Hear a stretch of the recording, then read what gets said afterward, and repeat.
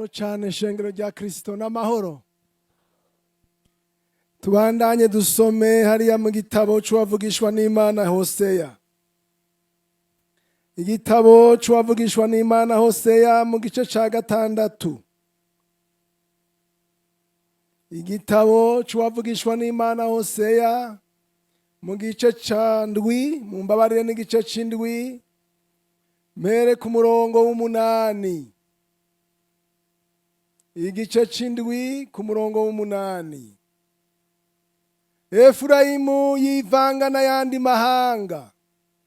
Efurayimu ameze nk'umukate utagaraguwe, uzigiye uruhande rumwe. Abanyamahanga bamumaze inkomezi ariko ntabizi. Mbere yadombagije n'imvi ariko ntabizi. Ubwibone bw'Abisirayeli nibwo bubagiriza imbona nkubone.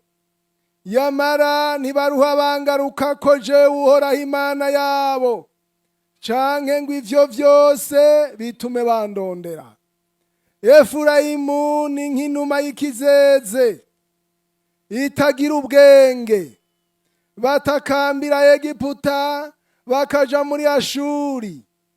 Bakigenda nzobategurira ibagwanje, nzobakororera hasi nk'ibisiga vyo mu kirere, nzobakubita nk'uko mw'ikoraniro ryabo babiburiwe.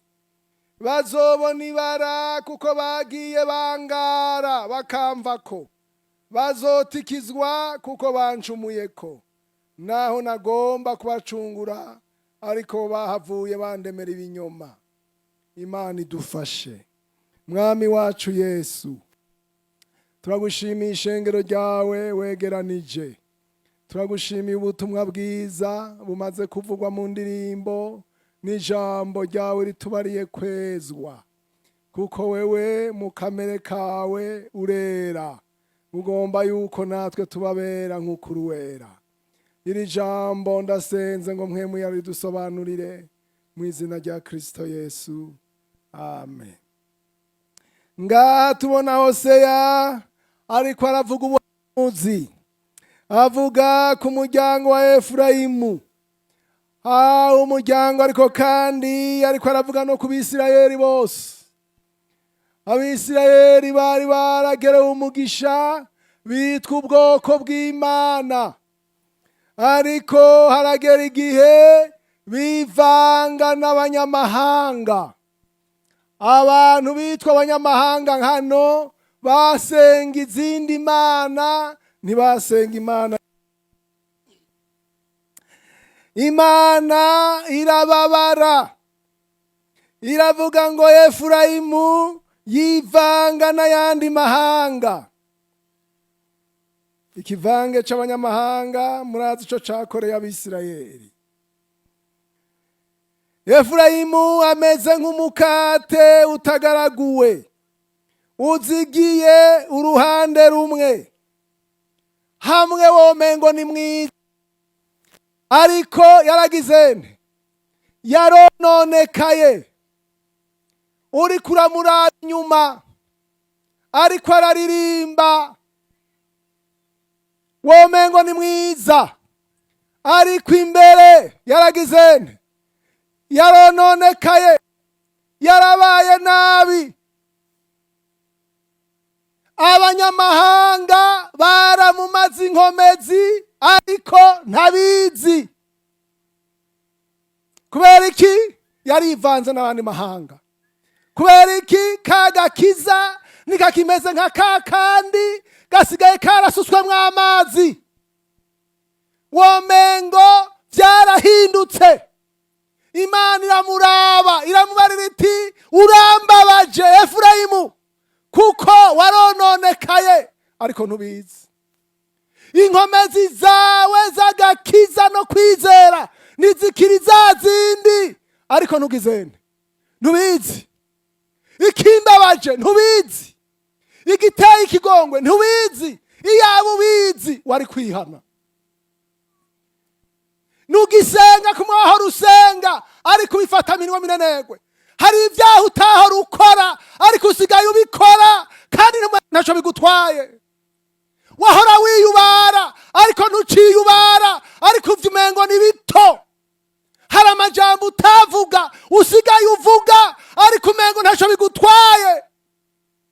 Uranteye ikigongwe, urambabaje Efurayimu, wicaye hano Efurayimu, usigaye ufise apeti nk'iy'abapagani, usigaye uniganira mu by'abapagani kandi utategerezwa kubibamwo, usigaye mu makoraniro y'abapagani utategerezwa kuyabamwo. Warazigiye. Imana ivuga ngo urambabaje, ikimbabaje ntubizi. Iyaba ubizi wari kwihana. Ivyiyumviro wahora utiyumvira usigaye uvyiyumvira, umutima mu utari ufise usigaye ufise. Efurayimu, Imana irababaye. Ivyo bintu ntibiboneka, ukuravye inyuma umengo n'umukate mwiza, ariko munsi waragizene, warazigiye. Abanyamahanga barinjije ivyabo, none Efurayimu yarashaje mu buryo bw'imwemu. Mbere ngo yaradombagije imvi. Imvi ku vy'ukuri vyerekana ko umuntu yashaje. Nta kinyaruka kuko yahora anyaruka, nta gifise inguvu, yaragizene, yarashaje. Abakristo bashaje. Abakristo batwana na shetani ngo baneshe. Abakristo uzosanga batsindwa n'ubusambanyi, uzosanga batsindwa n'ugwanko, uzosanga batsindwa n'ibibi, uzosanga bari mu byo batategerezwa kubamwo. Barashaje. Kubera iki? Hari abanyamahanga bagizene, babamaze inkomezi, barabinjiranye, none ntibabamenye. Imana idufashe.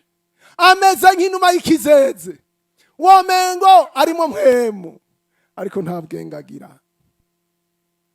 Aravugishwa ariko uzomusanga utategerezwa kumusanga. Arerekwa ariko nta kwera afise, nta kugororoka afise. Ntihazagira umuntu akubesha. Ijuru ni iry'abera. Ukabura umunyavyaha uhebure, ivy'ijuru buravyibagira. Haleluya. Hari abantu bavuga ngo bisigaye vyoroshe, ivy'agakiza vyoroshwa na mpwemu.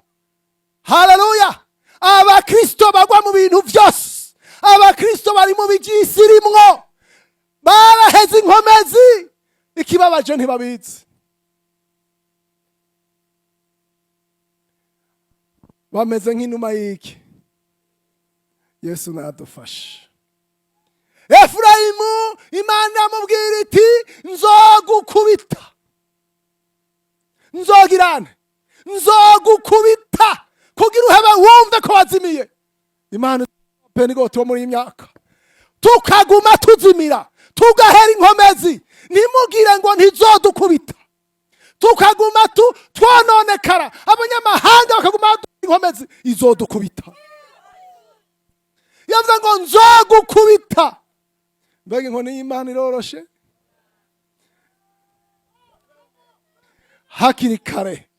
Hakiri kare ugaruke ku Mana. Haleluya. Hariya mu gice cya gatandatu hose havugishwe ngo enda nimuze tugaruke kuhoraho. Amen. Shengero ry'Imana mu ntango z'uyu mwaka, umuntu wese arumva mu mutima yuko ingene ameze, ariko muri uyu mwaka ufata ingingo, reka ngaruke kuhoraho, reka nsubire hahandi nahora nshika, nsubire nsenga uko nahora nsenga, nkorera Imana uko nahora nkorera Imana, nihane uko nahora nihana, nezwe uko nahora nezwa. Yesu abahezagire. Umwambiro w'abanyamahanga, umwambiro w'abanyamahanga, nta hantu ntamutinya. No muri twebwe abapasitori, umwambiro w'abanyamahanga urinjira. No mu barimu, umwambiro w'abanyamahanga uriho. Umwambiro uduheza inkomezi, umwambiro naho uba muto ututumbisha irobe rinini. Mwiyubara abanyamahanga, mwiyubara abo tutagendanye, mwiyubara abo tutasenganye, mwiyubara abo tutaririmbanye, aba tutapfukamye hamwe mwiyubare. Imana ibahezagire. Yesu nushimwe, udufashe ntituze dukubitanwe n'abatagira ubwenge. Haleluya. Yesu nushimwe, ushishikare kuduhezagira no kuduha umugisha wawe no gukoresha abakozi bawe mu izina rya Kristo Yesu. Amen.